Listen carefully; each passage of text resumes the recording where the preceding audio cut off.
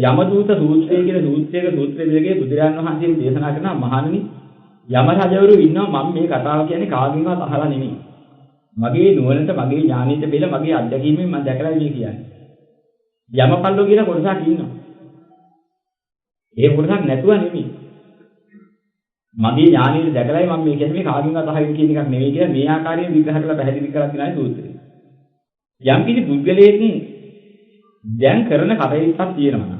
බැඳිලා කරන කටයුත්තක් තියෙනවා.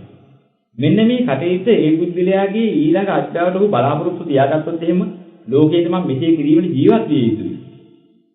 ඒතකොට ඒ පුද්ගලයා චන්දරාගයෙන් බැඳිලා ඉන්නවයි කටයුත්ත. දැන් මේ ලෝකේ රස්සාවල් කරන මිනිස්සු අතර ඉන්න විනිශ්චයකාරයෝ. හැබැයි එයාට බලාපොරොත්තුවක් තියෙනවා නම් ලෝකේ අසාධාරණේ මැඩපවත්තලා සාධාරණේ නගා සිටවන එක හරි වැදගත් දෙයක්. ඒ නිසා මම ඒ සඳහා සේවයේ බැඳිලා ඉන්නවා. හරි වැදගත් සේවයක් මට හම්බෙලා තියෙන්නේ. ඒ දුරම ජීවත් වෙන්න ඕනේ ඒ කාර්යය කරනවා ඉන්න ඕනේ කියන හැඟීමක් තියෙනවා. එයා චන්දරාගයෙන් දින විනිශ්චයකාරත්වයේ පිළිවන්.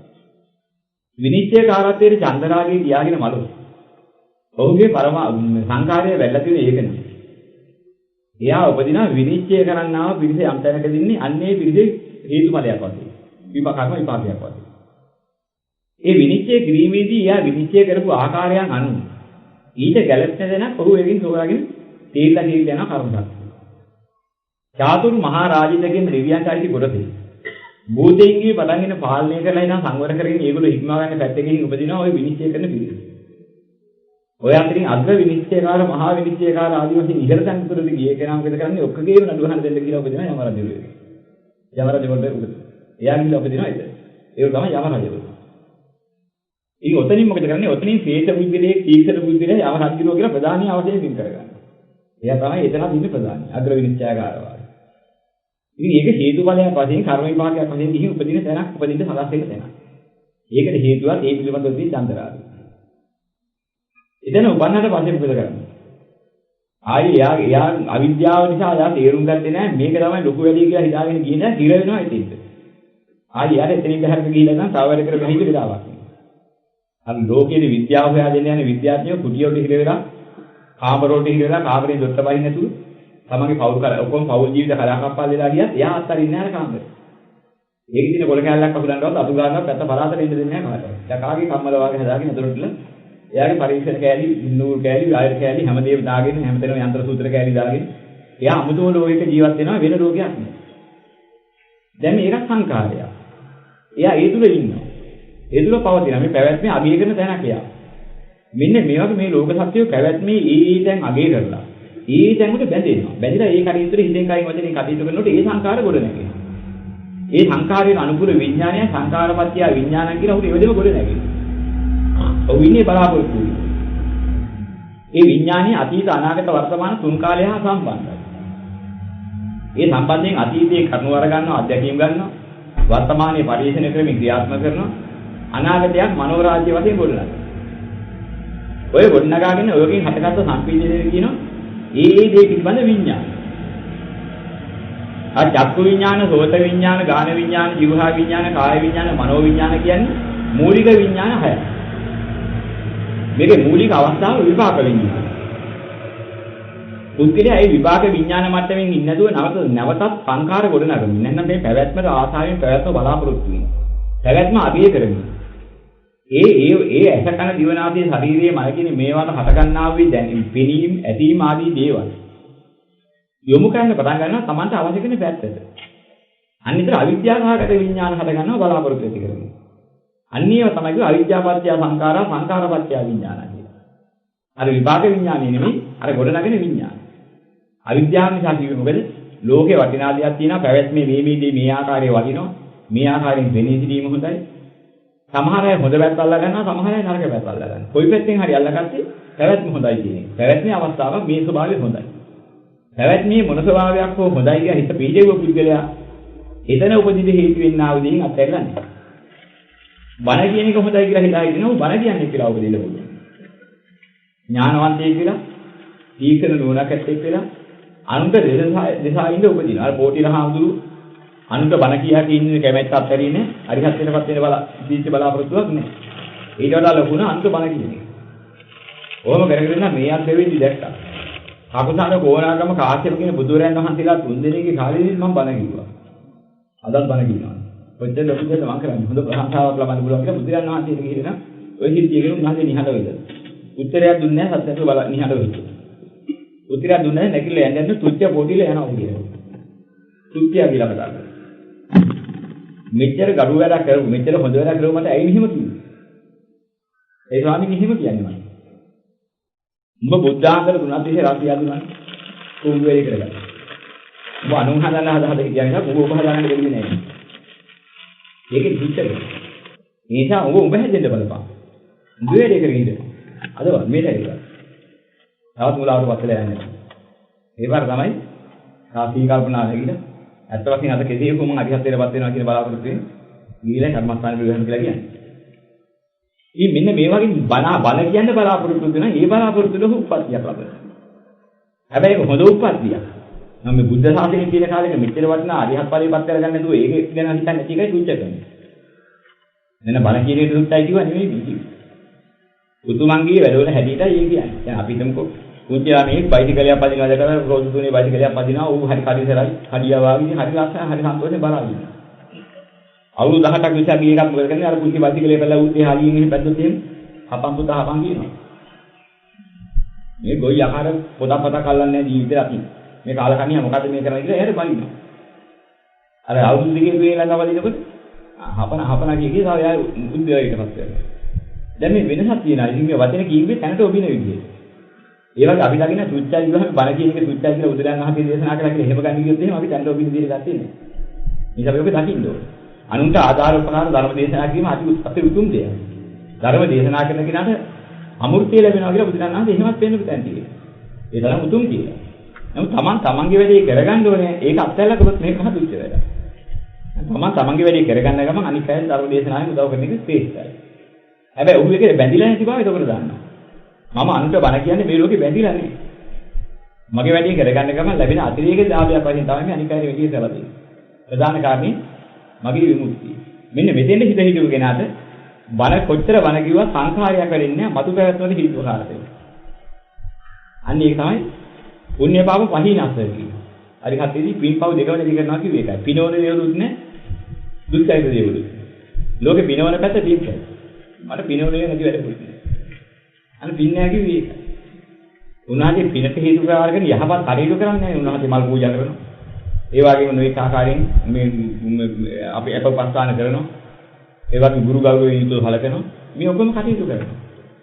හැබැයි උන්වහන්සේට ඒවා පිනවන්න දේවල් නෙවෙයි. යුතුයකම් විතරයි. රුදෝපකාර විතරයි. රුදෝපකාරයක් නිසා උන්වහන්සේ බුදුන් දහම් සමුන්නාදී ජීවිතයත් කරු කරනවා, නමස්කාර කරනවා, කටයුතු කරනවා. හැබැයි භක්තියකින් එතන බැඳිලා නැහැ. එහෙනම් අත්සද්දයි කියලා කියන උන්වහන්සේට ශ්‍රද්ධාව නැහැ, විශ්වාසය කරන්න දෙයක් නැහැ. උන්වහන්සේ ඇත්ත දැකලා තියෙනවා. දැක්ක නිසා උන්වහන්සේට මොන දෙයකවත් ලෝකේ බැඳෙන්න දෙයක් නැහැ, හොඳ එකෙත් නැහැ, නරක එකෙත් නැහැ. දැන් මත් පිනවන්න එකක් මේ ලෝකෙ තුල හසු වෙවි ඉන්න එකක් මේ ලෝකේ නැහැ කියන එක දැක්ක නිසා උන්වහන්සේ පුණ්‍ය ප්‍රහීනයි. දුස්චර්ය වැඩක් නැති ඒවා පාප කර්ම කොහොමවත් වැඩක් නැහැ කියලා දකින්න නිසා කීන දහම් කියලා දකින්න පාප ප්‍රහීනයි. පුණ්‍ය පාප දෙකම රහතන් වහන්සේ නැති නිසා පුණ්‍ය පාප ප්‍රහීනස්ස කියලා කියනවා. ඉන් පව දෙක පහ කරලා තියෙනවා. ඉතින්ද යනකම් පින් පහ කරන්නේ මා වික්‍රේ පුඤ්ඤානම් භාවිත මහණි වෙන්න බිය වෙන්න එපා. සුඛස්සේ තම් වික්‍රේ ආදී වචන පුඤ්ඤාන. මේ සුඛේදකින් තව නම පින කියන්නේ. සුඛං ගබ්බං ගන්නහන් තම් ත්‍රිවිධ සමාධි පරිපූර්ණයි. මේ සුඛේ ගැබ්ගත් කල්ලි ත්‍රිවිධ සමාධිය පිළිය. සෙනග සමාධිය, උපචාර සමාධිය, අපනා සමාධිය. සෙනග සමාධියත්, උපචාර සමාධියත්, අපනා සමාධියත් කියන මේ තුනම පිළිනවා. ඒ නිසා සමාධියට උපදිත්‍රය වෙන අත්ලක් වෙන්නේ. විනාශ කරින්න එපා කියලා කියනවා. ඒක අත්හරින්න වෙලාවකින් සමග වැඩි කරගෙන ඉවරයි. පහුර අහකට දාමන්නේ. ඊතර වුණාට පස්සේ. ඊතර වුණාම දන්නවා මම දැන් ඊතර වුණා. දැන් පහුර අගේ තියන්නේ එකේ තේරුමක්. නෑ ඊතර වෙලා නැති කෙනා පහුර අතරින් ගියොත් අතර මං වෙනවා. ඒක අරිහත්යේදී පත් වෙච්ච තැන් පටන් ගන්න තියෙන්නේ ඊට ඉස්සෙල්ලා ගන්න සිරිතක් නෑ. එයා පින් නොකර ඉන්නවා කියන එකක් නෑ. අන්‍ය විලාසී ලොකු ඒක කරන යුතුයකමක් වගේ. චේතනාවක් වශයෙන් ඔහුගේ එහි පිනවල බලාපොරොත්තු නැති වෙන එක විතරයි සිද්ධ වෙන්නේ. ක්‍රියාවලිය තියෙනවා. පුණ්‍ය ක්‍රියාවලිය පුණ්‍ය වශයෙන් පින්නනේ ඒක හරියට පුණ්‍ය චේතනාව. පුණ්‍ය චේතනාවකින් වෙන්ුණා වූ යුතුයකම් සැලකෙන, සුතෝපකාර සැලකෙන, ඒ යහපත් ගති ලක්ෂණ ඇති ක්‍රියාකලාප උන්වහන්සේගේ අනිත් සියල්ලට වඩා උරුම විදිහට. නමුත් ඒවා කිරීමත් උන්වහන්සේට පුණ්‍ය චේතනා පහළ වෙලා භවයට හිර වෙන්නේ නැහැ. ඒකයි කියේ පුණ්‍ය ප්‍රහීනයි කියන්නේ. ක්‍රියා ප්‍රහීන නෙමෙයි. මේ සමහර අය හිතනවා උන්වහන්සේ මල් පූජා කරන ඒවා කරන්නේ. උන්වහන්සේ එහෙම දෙයක් කරන්නේ කියලා එහෙම කියනවා. එහෙම කියන්නේ කිව්වොත් එහෙම ධර්මයේ ගැළපෙන්නේ නැහැ. සරියුත් සාමුදුරුවෝ කියන්නේ අරිහත්ත්වයට පත් වෙන උත්තමයන් වහන්සේ නම. එක්තරා ප්‍රේතයෙක් උන්වහන්සේ ළඟ රැඳිලා ඉඳලා හිටන් කියනවා අනේ ස්වාමීනි මාව බේරගන්න. කොහොමද ඔබ බේරගන්නේ? අනේ ස්වාමීනි මං මහා දුකකට වැටලා ඉන්නේ. අසත්පුරුෂයෙකුට උදව් කරන්න ගිහිල්ලා. අසත්පුරුෂ භික්ෂුවගේ පැත්ත ගන්න ගිහිල්ලා. මම තරම් අර පතුලිය ඉල්ලදිලා ඉන්නේ. ওই අසත්පුරුෂ භික්ෂුව. එයාගේ කර උඩ තමයි මම ඉන්නේ. එයාගේ කට උඩට තියෙනවා. එයා ගිහින් අකුසිය උපන්න නැමරිලා. අසත්පුරුෂයාට උදව් කරන්න ගිහිල්ලා ඒකට උපාපෙට මම කීරේ නම් මැරලා ඉන්න ශ්‍රී කියලා ඉන්න උගේ කර උඩ උපන්න. දැන් මයි කටත් උඩට දෙන්නේ. වැටිකිලිය දෙන්නේ මිනිසුන්ගේ පාරණිය ඔක්කොම දෙන්නේ මයි කර. මම පහරණිය වෙන්නේ අදුසිලේ කර. නිරු පහරණිය මං කරනවා මං පහරණිය අර වික්ෂුව කරනවා. මෙහෙම දුකක මම ඉන්නේ මාව බීලා ගන්න කොහොමද? මෙන්න විවාගේ ගිහින් ශරීර සාහෘදම් කියන්නේ. මං කොහොමද බීරන්නේ? පෙර ඔබ මට නෑ දැයි. මං ඔබට උදව් උපකාර කරලා තියෙනවා. ඒ නිසා ඔබ දෙන දිනක් ගන්න මට අයිතියක් තියෙනවා. ඔබ කරලා දෙන සද්ගුණේ මට අනුමෝදන් වෙන්න ඕනේ.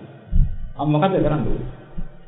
පින්ඳ වාද කරගෙන ගිහිලා හරි කමක් නෑ වික්ෂුන් වහන්සේලාට දානයක් දීලා මට පින්න අනුමෝදන් කරන්න. උන්වහන්සේ පින්ඳ පාතකින් ගිහිලා වික්ෂුන් පිරිසක් ගෙරුවලා දානෙ දීලා ඒ දානෙ පින්න අනුමෝදන් කරලා අර ප්‍රේතයා පින්න අනුමෝදන් කරලා අර දුකෙන් මිදෙනවා. දැන් අපි ඉතින් ප්‍රේත වස්තුව කතාව. දැන් මෙතින්දි වැදගත් දෙයක් තියෙනවා. පුණ්‍ය පාප පහිනස ගැනීම පුණ්‍ය ප්‍රහීන කරලා හිටපු ශරීර හාමුදුරුවෝ දානයක් දීලා අනුමෝදන් කරේ මොනවද? එයාට ලැබුණේ මොකක්ද? දැන් මොර විනද ප්‍රහීනද? දැන් මෙතෙන්දි තමයි අපි අර කිය වචන පටලවාගෙන ඉවෙලා වචන වල අර්ථ වෙනස් කරන අදහස් ගන්න ගියහම අදට මේ පුණ්‍ය කියන වචනේ අද දින අදහස ගන්න දෙන්නේ. අපිට සිද්ධ වෙනවා ওই තැන් වලට ස්ථිර වෙන්න ධර්මයේ විකෘති කරලා නැත්නම් අපිට මොකද වෙලා තියෙන්නේ ධර්මයේ පැටලුම් සාකර ධර්මයේ පාරද මෙහෙම දැන් අපිට ගන්න වෙනවා. මෙතෙන්දි අපි දකින්න මේ පුණ්‍ය කිව්වේ මොකක්ද? මේ භවයේ තුල පිනවන්න යමක් හේතු වෙනවාද යම් කිසි සුගතියයි කියලා. මෙන්න මේ පිනවන මානසිකත්වයේ තමයි මේ පින එතන පුණ්‍ය කියන්නේ. අන්න ඒක තමයි අරියත් උන්වහන්සේගේ ප්‍රතිපද. සැපතර හේතු වෙන ලෞකික හෝ සැපතර හේතු වෙන යම් ක්‍රියාවලියක් කළා නම් ඒකෙන් ගොඩ නැගෙනවා ඒකට අවශ්‍ය කරන දේ. හැබැයි සසර ගමනට හේතු වෙන මතු උප්පත්තියේ හේතු වෙන එකයි එතන නැහැ. ඒ නිසා තමයි අර ප්‍රේතයන් අනුමෝදන් කරපුවාම ප්‍රේතයා ඇදී සුවිතමිත උදී. උන්වහන්සේ කරලා ඉතින් අනුමෝදන් කරපුවා. දැන් හොඳ දේ කරලා අනුමෝදන් කරනකොට උන්වහන්සේ සතුටු නොවුණා. ලෞකිකත්වයේ තුල තවම කෙලවර කරලා නැති කෙනා ඒ සුගති ගුණයට සතුටු වෙනවා. සතුටුනේ සුගති ගුණය කියන නිසා සුගතියේ විභාගයේ වශයෙන් සුගති විභාගයක් වශයෙන් ඔහු ලබන සුගති ඵලය. මේ ක්‍රමයෙන් තමයි ඒව එන්නේ ඔබ දකින්න ඕනේ. ඉතින් මේ විලාසයේ බුදුරජාණන් වහන්සේ දේශනා කරන මෙදාමිය කරපු විදිහටම මේ යම රජවරු කියන කොටසට ගිහිලා උපදිනවා. මේක උපදිනකොට දැන් උපදිනේ කියනවා මැරිලා හිටන් වෙන්නේ අද්දාවක් ලබන එකද මේ කියන්නේ. දැන් මේ අද්දාවක් ලබන එකම නෙමෙයි මෙතන කියන්නේ. කෙනෙක් මරාට පස්සේ අපි ඉස්සරහට ගෙනා මැරිච්ච ගාමම චුත වෙන සිරිතක් නෑ කියන්නේ. සමහර අවස්ථාවල් තියෙනවා බුද්ධිලයා මෙතනින් මැරිලා අන්තරාභවික වෙලා. ඊට පස්සේ ඒ අවස්ථාවේදී ගොඩ නැගිලා එන්නා වූ පුණ්‍ය පාප දෙකේ විනිශ්චයක් අනුව ඒ තීරණයෙන් ඔහු එතනින් ගිහිලා ඉඳන් උපදිනවා පරිවර්තනය වෙලා ඉඳන් චුතිපටිසන්ධි ලබනවා ඒ අන්තරාභවී. එතන චුතිපටිසන්ධි ලැබලා ඉඳන් අධ්‍යාවකටපත් වෙනවා. අන්තරාභවී කියලා අමුතු භවයක් නෙවෙයි තිබුණේ මේ දිවිජ මිනිසත් භවමයි. මිනිසත් භව තුළ තිබෙනා වූ ස්වභාවයක් තමයි මේ කරජකාය කියන මස්ලේ කාය ගොඩනගමින් ඒක ඉවරනා බැහැරනාම තව දෙනෙක උප්පත්ති වශයෙන් කියලා එතන ගොඩනගමින් ඒක බැහැරනාම එතනින් මැట్లా ගින් තව දෙනෙක උප්පත්ති ලැබමින් මේක උප්පත්තියක් කියන්නේ. ඒකට කියන්නේ පටිසන්ධි නෙමෙයි ඔක්කාන්ති. පටිසන්ධි ලැබුවාට පස්සේ මිනිසත් භවයක් තුළ අවුරුදු ලක්ෂයක් කෝටියක් ඈත වෙනකන් ඒකේ ශක්තිය තියෙන මිනිසත් භව පවත්තා. දැන් මිනිසත් භව වශයෙන් පවත්න්නේ කර්මජ කය මිසක් මේ ආහාරජ කය නෙමෙයි. මේ කර්මජ කය නෙමෙයි අධ්‍යාව පවත්න්නේ. කර්මජ කය.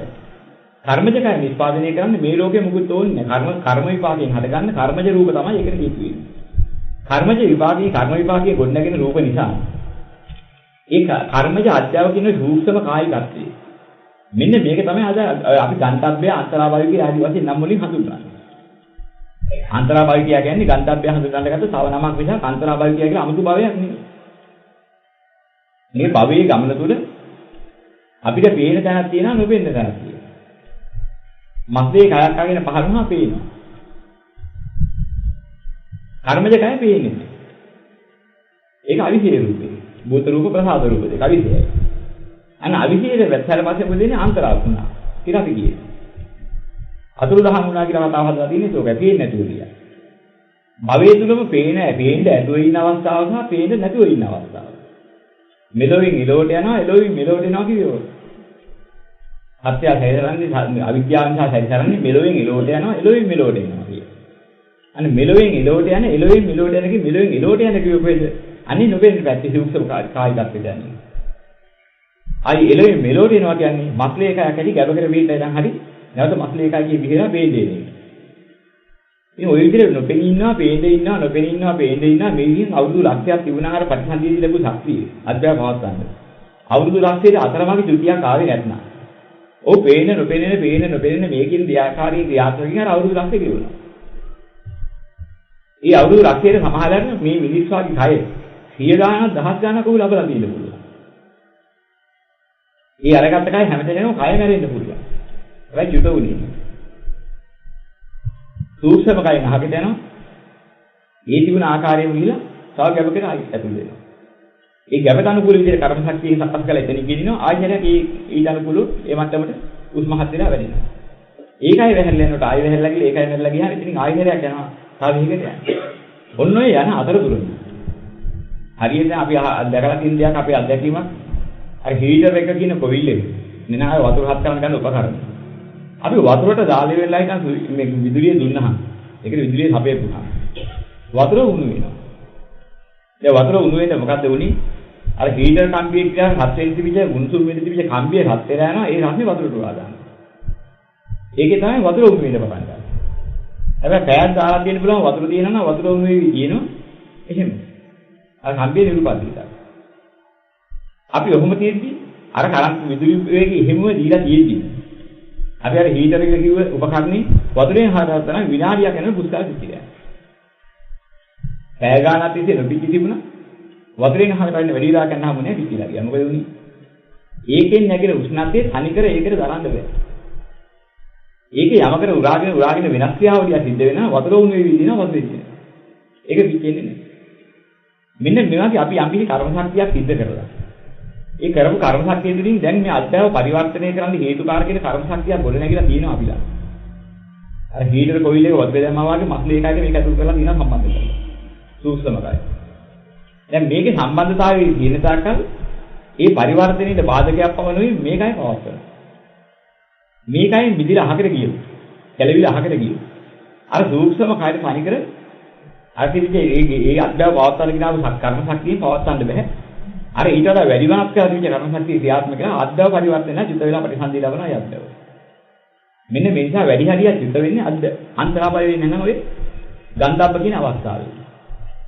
මිනිස් කයත් එක්කම මැරලා චිත්ත වෙන අවස්ථා දෙකක් තියෙනවා. කර්මක්ෂය වර්ණය සහ උභයක්ෂය වර්ණය කියන මතන. කර්ම බලවේගය ඉවර වෙනවා නම් එයා කොච්චර මේ ජීවිතය පවත්වන්න පුළුවන් ජීවත් කරන්න බෑ. අපි අමාරු වහකට ඉඳලා නැරෙයි. ඒකට කියන කර්මක්ෂය මරණ. සමහරවල් වයසක් ගිහිල්ලා කර්ම ශක්තියක් ගෙවිලා මේ දෙකම එකට ගිහිල්ලා තිබුණා නම් එහෙම අවස්ථාවක් ආවොත් කර්ම ශක්තියක් ගෙවුණු ජීවිතේ මේ කය පවත්තන ශක්තියක් ගෙවුණු දෙකම එකට ගිහින් මරණ ඉන්න ඔබ යක්ක මරණ. මේ කලාතුරකින් සිද්ධ වෙන දෙයක්. සිද්ධ වෙන හින්දා නෙවෙයි වෙන්න ඉඩ තියෙන හින්දා කියන්නේ. හරියට අර විය කනකක් බෑව හැල්ලා දාපු විය දෙක මුහුදේට ගිහිල්ලා මුහුදේදී ඕක එකතු වෙලා ඔය අතරින් ඔළුව කියක් අවුරුද්දට හැරයක් ඔළුවට දානවනම් කාගේ හරි එකේ ඔළුවක් උඩට එයිද කියලා අහුවා ඉඳ ඉඳ තියෙන්නේ. එහෙමත් වෙන්න ඉඩ තියෙනවා කියනවා එක තමයි ඔබ යක්ක මරණ කියන්නේ. වෙනවයි කියලා සියල්ලන්ට වෙනවා කියලා පෙන්වන්න පුළුවන් ගැන අති දුර්ලභ නම් සිද්ධ වෙන්න පුළුවන් නිසා තමයි ඒකට ඔබ යක්ක මරණ කියන්නේ. ඉතින් අනික් අය මොකද කරන්නේ කර්මක්ෂය මරණය සිද්ධ වෙන්න පුළුවන්. එහෙම නැත්නම් කර්මයේ ජීවිතය උපච්ඡේදක මරණ කියලා හදිසි අනුතරක් වෙන දෙයකින් මැරෙන්න පුළුවන්. එහෙම වුණොත් කර්මක්ෂය වෙලා නැති නිසා ඒ බුද්ධිලා එතනින් බහිනවා අර කියන ආයතනය සූක්ෂම කායිකත්වයේද නැත්නම් කර්මජ කායිකත්වයේද. එතන කර්මජ කාය, චිත්තජ කාය, උතුජ කාය කියන මේ ත්‍රිජ කායික කියන අවස්ථාවෙන් තමයි අධ්‍යව ගෙනියන්නේ මේ කාලේදී. එතෙන්දී යම්කිසි ගන්ධයක් අරගෙන ඉවලා ඒකෙන් ආහාරයක් කරගත්තා නම් මේ රෝගේ සම්බන්ධ ඉතා කියුම් ආහාරයක් ගත්තා නම් එතන පටන් ඉන්නේ ගන්ධයේ එල්බගෙන ජීවත් වෙනකොට ගන්ධබ්බය කියලා කියනවා. අන්න ඒක තමයි මෙතනින් අහකිනොත් හත්යාවේ ජීවත් වෙන්න බෑ පුරුද්ද තියෙනවා. කර්ම ශක්තිය ආහාර නිපදෙවිලා එනවා. මේ භෞතික ලෝකෙ තිබෙනා ගඳ සුවඳ දෙක එනවා. ඉතින් දුර්ගතිය තිබුණා ගඳ ආහාරයට ගන්නවා, සුගතිය තිබුණා සුවඳ ආහාරයට ගන්නවා. ඒක ගත්ත ගමන් මේ සූක්ෂම කයද ඒක හොඳ ආහාරය. ඒකෙන් ගත්තාම මේ සූක්ෂම ගඳ හෝ සුවඳ කියන දෙකෙන් හැදුණු නිර්මිතියත් එක්කලා. අර ඒකජකයි, ද්විජකයි, ත්‍රිජකයි කිව්ව කර්ම, චිත්ත, ඍතු කියන තුනෙන් හටගත්ත කය. ඒ සිවුම් ආහාරයෙන් ආහාරජ කය කියලා චතුජ කය කියන තත්ත්වයටපත් වෙනවා. අන්න චතුජ කය කියන එකේ සූක්ෂම කය තමයි ගන්ධබ්බය. දැන් ඔය ගන්ධබ්බය චිත්තේ මුල් කරගෙන පාලනයක් තියෙනවා. කර්ම සහ චිත්ත පාලනය. කර්මයේ ප්‍රදාන කරගෙන චිත්තයක් දෙවෙනි කරගෙන නමුත් චිත්තේ ක්‍රියාත්මක වෙන්න පුළුවන්. හැබැයි කර්මයේ පළවෙනි දැන. ඉතින් අපි හුලඟ ගහගෙන ගියොත් අපිට දඟලන්න පුළුවන් හුලඟ ගෙනියන. අපිට හුලඟ ගෙනියන එක නවත්තන්න බෑ. හැබැයි අපිට දඟලන්න පුළුවන් එළිය ගෙදන අකුරුත් යමක එල්ලෙන්න පුළුවන්. අපිට ඒ ටික කරගන්න අපි ළඟ තියෙන ශක්තිය. මෙන්න මේ වගේ දේවල් තමයි චිත්ත පාලනය සහ කර්ම පාලනය දෙකට අහු වෙලා තමයි ඉන්නේ ගන්ධබ්බය. මේ ගන්ධබ්බය දුගතියකට ගැලපෙන දෙයට ඇදගෙන ගියොත් හරි යම් කිසි කුසයක් කරා ඇදගෙන ගියොත්. ඒක වළක්වා ගන්න චිත්තේට බෑ. ඕනකමින් චිත්තයෙන් ගැබකට යන්නත් බෑ. කර්ම පාලනට අනුකූල තමයි ගෙනියන්නේ. එන එක බලාපොරොත්තු වෙමින් ඉන්න ඕනේ. ඒක තමයි කෙනෙක් මලාට පස්සේ තවත් කෙනෙක් උප්පත්තියට ගෙනියන්නේ කර්ම ශක්තිය ආවයන් කරන්නේ. උල්ලකට අහුවෙච්ච පරිලාපත යනවා. මේක තමයි මේ රෝග සත්‍යය ගෙනියන්නේ. ඉතින් මෙන්න මේ වගේ මේ ගන්ධබ්බ අවස්ථාවලපත් වෙලා ඉන්න කෙනා. දැන් ඒ වෙලාවේ ඔහු අපාගතයේ පාප කර්ම කරලා තිබුණා නම්. ඒ වගේම සුවතියෙන් යන්නත් පුණ්‍ය කර්මයක් කරලා තිබුණා නම් සුචරිත කර්මයක් කරලා තිබුණා. ඔහු දැන් මේ දෙගිඩියාවෙන් ඉන්නවා මේ දෙකෙන් කෝකර හරි අනුබලයක් උපනිශ්‍රයක් ලැබුණොත්. ලැබිච්ච පැත්තට යන්න පුළුවන් අවස්ථාව. මෙන්න මේ වගේ අවස්ථාවේදී ගන්ධබ්බ ලෝකේ පාලනයේ ඉන්න කොටසක් තමයි ඔය යමදේව කියන්නේ. යමරජ කියන්නේ ඒ බඳු අය බේරාගෙන හොඳ පැත්තට ගන්න පුළුවන් තරම් උත්සාහ කරන කෙනෙක්. ඒ කියන්නේ විනිශ්චයකාරය හැම වෙලෙම බලාපොරොත්තු වෙන්නේ පුද්ගලයාට පහර ගහන්න දෙන්නේ. පුද්ගලයාගේ කොහොම හරි විනිශ්චය කරලා හොඳ පැත්ත නම් මුට පුළුවන් තරම් සහනය සලසලා දෙන්න. බේරා ගන්න බලන්නේ හොඳ පැත්තට ගන්න. ඒකයි විනිශ්චයකාරයෝට කියන්නේ පලි ගැනීමක් විනිශ්චයකාරයෝට යන්නේ. මෙන්න මේ වගේ යමරජිරුවන්ට පලි ගැනීමක් නෑ අපිට මේ හිතවිච්ච ගති රැස්තට. ඒ උරුමේ පරිදි ගිහින් යමරජෙක් වෙලා උපන්නවා. අන්න එයා මේ ස්වභාව ධර්මයේ තුලම ක්‍රියාත්මක වෙනවා. ඊට ගැළපෙන පරිසරයක ඊට ගැළපෙන වැඩ පිළිවෙල. කවුරුවත් දෙනපත් වීමක් නෙමෙයි ධර්මතාවයෙන් ලැබෙන පත්වීම. මෙන්න මේ පත්වීම පරිදි ඔහු එතන ගියා යමරජිරුවන්ට යබ්බයක් හිමිද එතෙන්ට ඔහු ගිහිලා පිහිටනවා. ඒක එයා ආකර්ෂණය දෙන්නේ.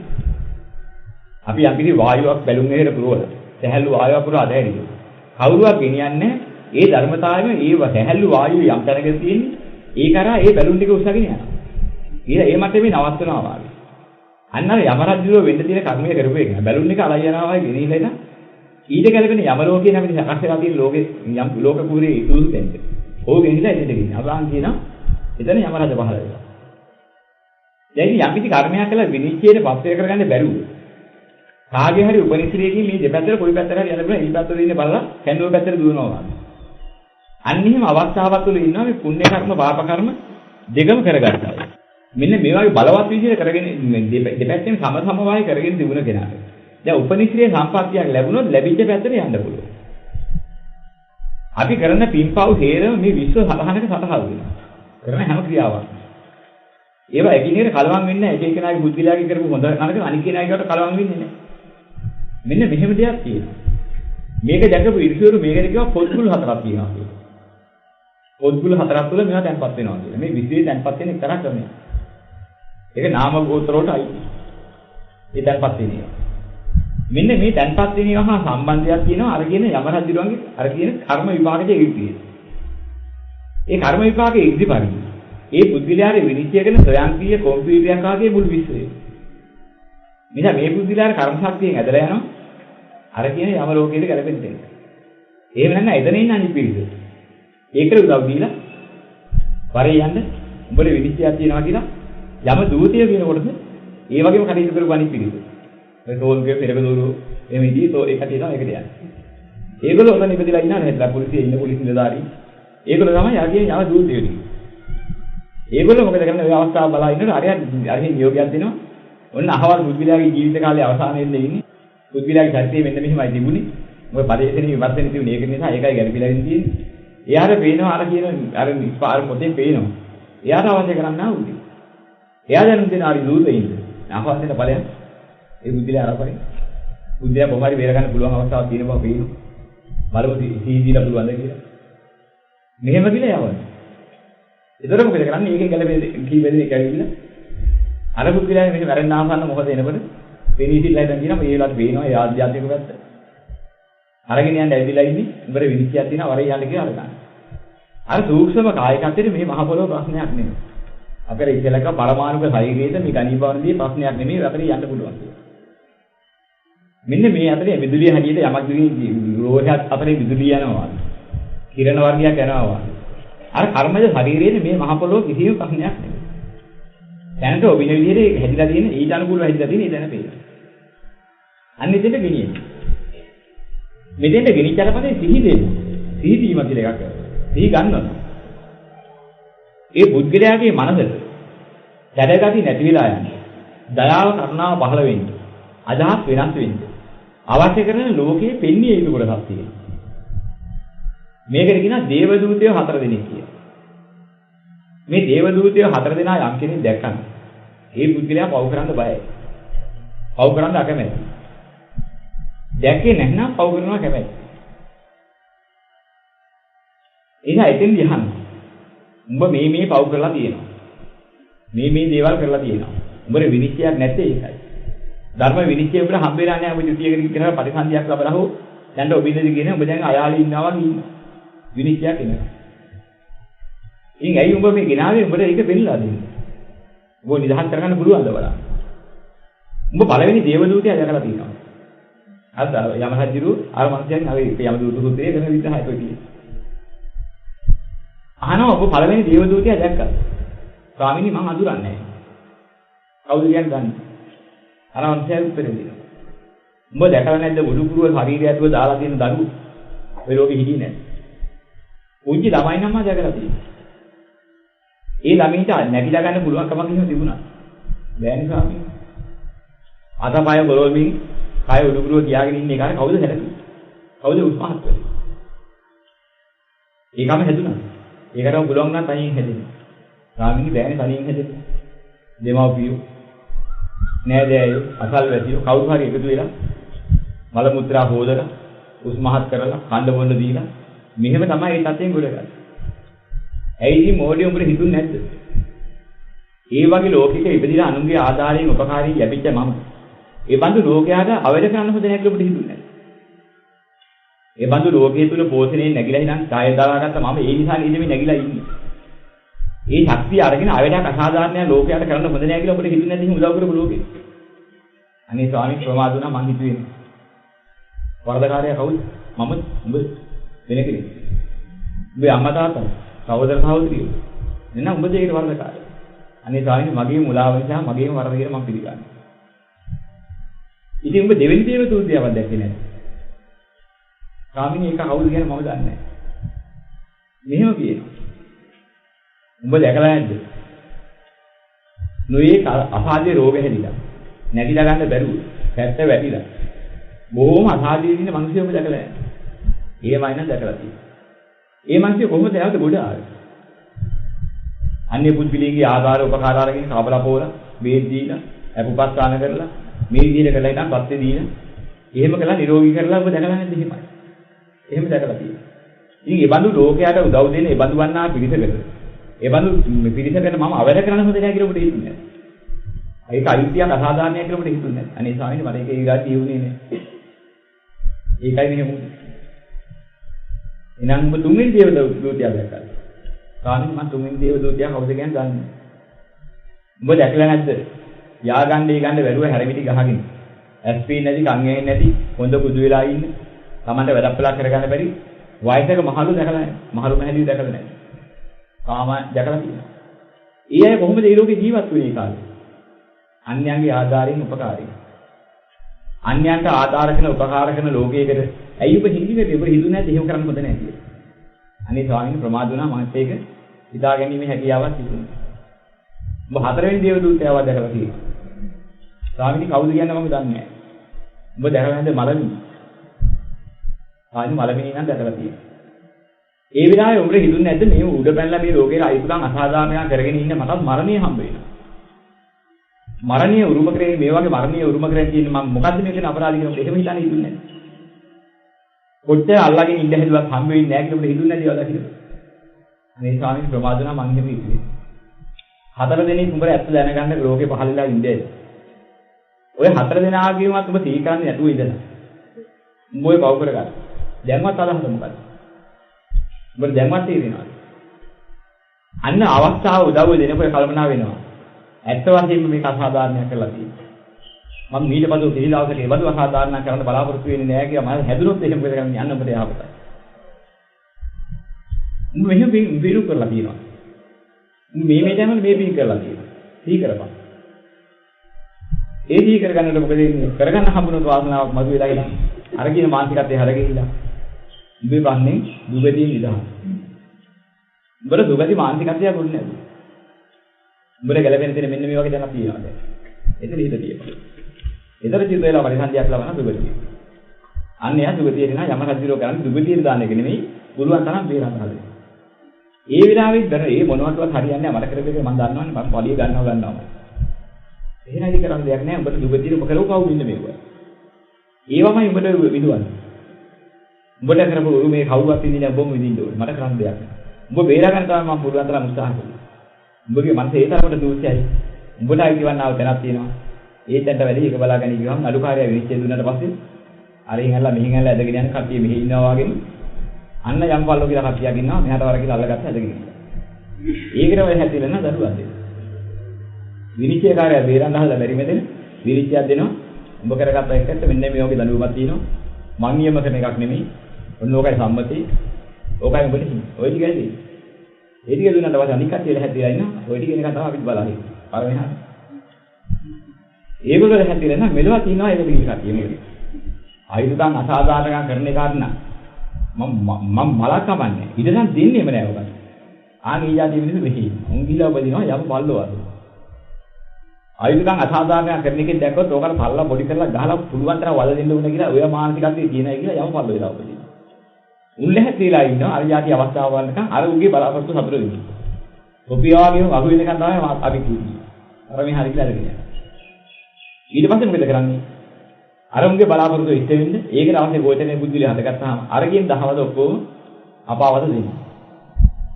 මෙන්න මේ නිසා බුදුරජාණන් වහන්සේ දේශනා කළා මේ යමපල්ලෝ ඉන්නවයි කියලා කිව්වේ යම කජ්ජිරෝ ඉන්නවද මම කාගෙන්වත් අහලා නෙමෙයි. බුදු ඇහේ දැකලා මේ කියන්නේ මේක බොරු නෙමෙයි. මේක තේරුම් ගන්නilla කියලා යමදූත සූත්‍රයේ විග්‍රහ කරලා දේශනා කරා. ඉතින් අපිට ඕනේ හැටියට මේවා කියන්න පුළුවන් කමක් නැහැ. දිවසක් පහළ වෙච්ච කෙනෙක් හිටියොත් යම් යම් සත්වෝ සුද වෙලා යනකොට ඒ සතු ගිය තැන් දකින්නකොට වෙනෙන්න පුළුවන් යන හැටි කිය හැටි කොහෙද ගියේ එහෙම එකක් තිබුණාද නැද්ද කියලා.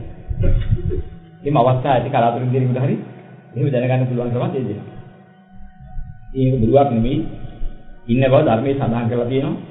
යම් දාසකේ ඥාය පහළ වුණා නම් උන්ට අත්දකින්නත් පුළුවන්. ඒ අයට අත්දකින්නත් පුළුවන්.